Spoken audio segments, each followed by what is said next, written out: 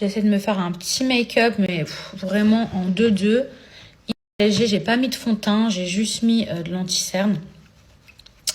De l'anti-cerne et de la poudre fixante. Là, je vais mettre... je crois que j'ai mis de la poudre dans mon œil.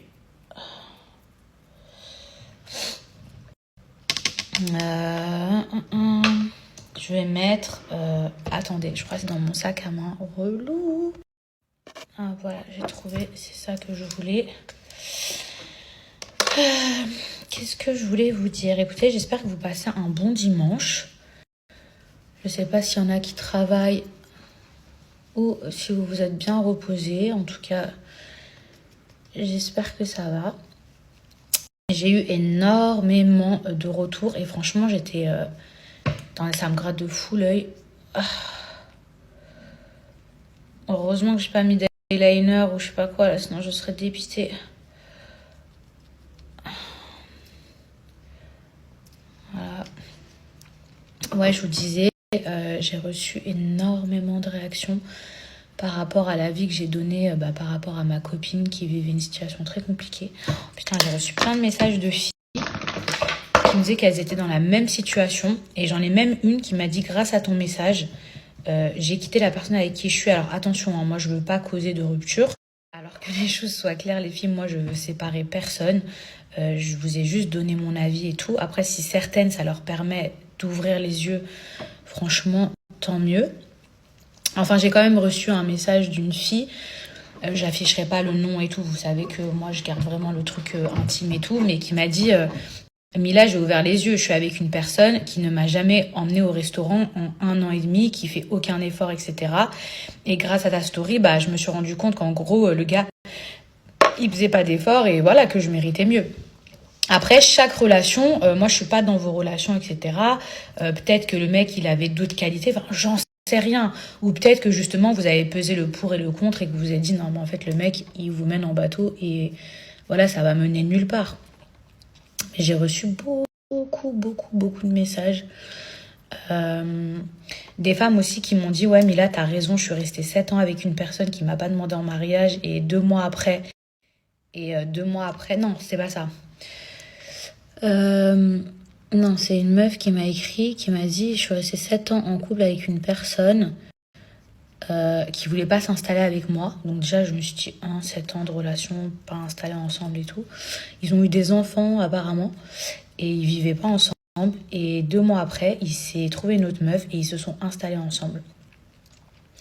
Vous voyez, si vous aviez mis un ultimatum au bout de 1 an ou de 2 ans, soit vous aurez arrêté de perdre votre temps et vous n'aurez pas perdu 7 ans de votre vie, soit cette personne, elle aurait sauté le cap. Parce que pourquoi, quand elle rencontre une autre personne, en 2 mois, hop, elle s'est installée avec cette personne? C'est qu'il y a eu un truc, c'est que la fille, elle l'a mis au pied du mur en mode, oh, c'est comment? Bon, après, c'est vrai que 2 mois après, je trouve que c'est un peu... Mais bon, voilà, moi, je suis pas là pour juger les filles. Alors, par contre, je vais pas vous mentir et dire que j'ai reçu que des messages top, bien que franchement, j'ai reçu beaucoup de messages positifs, mais j'ai quand même reçu 2 messages où il y a des personnes qui m'ont dit non, mais Mila, t'es sérieuse et tout, à croire que se marier, c'est un objectif de vie, genre ça veut dire qu'on a réussi sa vie. Alors, stop, je n'ai jamais dit ça, je n'ai jamais dit ça, que les choses soient claires. Il y a des gens qui n'ont pas envie de se marier. Il y a des gens qui sont célibataires et qui ont envie de rester célibataires et je respecte tout à fait ça. Par contre, dans une relation, quand il y a une personne qui veut pas se marier et que l'autre, elle veut, là, c'est différent. Vous voyez ce que je veux dire? Mais je suis pas en train de vous dire vous allez réussir votre vie parce que vous êtes marié. Non, pas du tout. Simplement, quand voilà, ça fait 7 ans que vous êtes avec une personne et que vous avez envie de vous marier et que cette personne, elle se marie pas avec vous et qu'elle répond pas à vos attentes, il y a un moment donné, faut se réveiller. Quand vous faites le choix d'être célibataire, c'est un choix. Mais la plupart, on va pas se mentir, vous êtes célibataire parce que vous trouvez pas la bonne personne. Et pourquoi vous ne trouvez pas la bonne personne? C'est ça la vraie question. Maintenant, si vous avez envie d'être célibataire, sans prise de tête, sans attache, pompélope et tout, mais il y a personne qui va vous juger, moi encore moins. Mais si vous êtes célibataire mais que vous trouvez pas la bonne personne et que vous êtes déprimé, là, C'est là où je rentre C'est là où je rentre dans mes conseils. Moi, je pense que quand quelqu'un il vous veut, et surtout quand quelqu'un il vous aime et qui veut vous garder, il doit faire des efforts. Au même titre qu'une femme, parce qu'il faut arrêter de croire que je suis anti-garçon ou anti-mec, pas du tout. Mais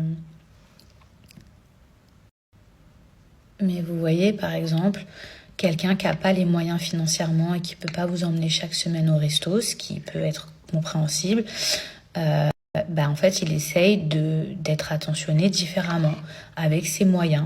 C'est-à-dire, peut-être vous cuisiner un plat ou vous ramener des fleurs.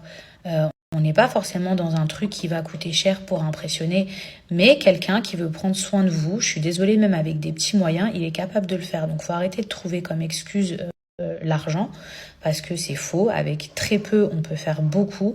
Et nous, les femmes, on sait que c'est les petites attentions qui nous touchent, vraiment, surtout quand on est amoureuse. Le truc de « oh, on peut pas aller au resto parce que j'ai pas d'argent », ok, mais tu peux te rattraper différemment. Donc c'est pour ça, les filles, ne vous laissez pas embobiner par une personne qui vous dit oui, voilà, on peut pas faire ci, on peut pas faire ça, on peut pas partir en vacances. Oui, mais tu peux faire d'autres choses. Tu peux me cuisiner un plat, tu peux me faire un massage, tu peux me faire une petite surprise. Il y a plein de trucs, il y a plein de choses. Et si cette personne-là, elle fait jamais rien pour vous, après, je peux comprendre qu'il y a des gens qui ne sont pas gentleman ou imaginatifs, etc. Mais il y a des efforts à faire, surtout quand on veut garder une personne. Genre nous, en plus, les filles, on aime bien rêver, on aime bien vous voyez ce que je veux dire? Les petites attentions, c'est quoi? Les petites attentions qui coûtent pas cher. C'est un dimanche matin, votre chéri, il vous a préparé le petit-déj. Ok, c'est pas dans ses habitudes, justement. C'est ça qui va faire que ça va vous faire plaisir. Et faire un petit déjeuner à quelqu'un, se lever tôt, se lever un peu plus tôt que la personne pour lui faire plaisir, ça prend quoi? Allez, 20-30 minutes, ça coûte quoi? Rien. Et ça fait plaisir, vous vous dites, oh, la personne, elle a pris soin de moi.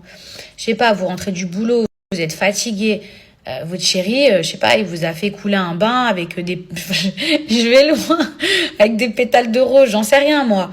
Mais vous voyez, faut arrêter de croire que c'est qu'une question d'argent. Non, les filles, c'est une question d'envie. Et moi, je vais vous dire un truc, j'ai même plus de respect envers les personnes qui donnent de leur personne que du bien matériel. Oui, du bien matériel, c'est beau et tout, mais la personne, ok, elle a dépensé son argent, mais elle n'a pas investi de sa personne. Faire un massage à une personne, imagine un truc, un scénario, le bain, le truc, le petit... Se rappeler votre anniversaire de mariage, se rappeler votre anniversaire, prévoir un petit truc pour la Saint-Valentin. Alors oui, je sais que c'est des trucs de filles et que les mecs, ils pensent pas forcément à ça. Mais pourquoi ce serait que les filles qui penseraient à ça et que les mecs, ils auraient pas des petites attentions? Donc quoi, en fait, parce que t'es un mec, donc en fait, tu vas avoir zéro attention? Non. On a tous entendu des histoires autour de nous. Oh, moi, il m'a jamais acheté ça. Tandis qu'à elle, il lui a acheté ça. Oh, moi, il m'a jamais emmené en vacances. Tandis qu'elle, il l'a emmené, je sais pas, à Bali. Je me trompe ou je me trompe pas? Et qu'est-ce qui a fait que elle, il a voulu plus qu'à vous? Vous n'êtes pas inférieur à cette personne. C'est juste que cette personne-là, elle s'y est prise autrement. C'est pas lui qui a une prise de conscience qui a changé. Hein. Pas du tout. Pas du tout. Bon, sympa la coupe ou pas? Le petit make-up. Là, je vais nulle part, je vous explique. Je vais faire à manger et je ne vais aller nulle part. Mais j'avais juste envie de m'apprêter et d'être jolie. Je sais que c'est des petits trucs et tout, mais j'ai pas envie d'être Madame Pyjama qui est enceinte.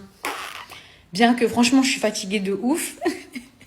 Et que je juge pas du tout les femmes qui ont envie de se reposer, etc.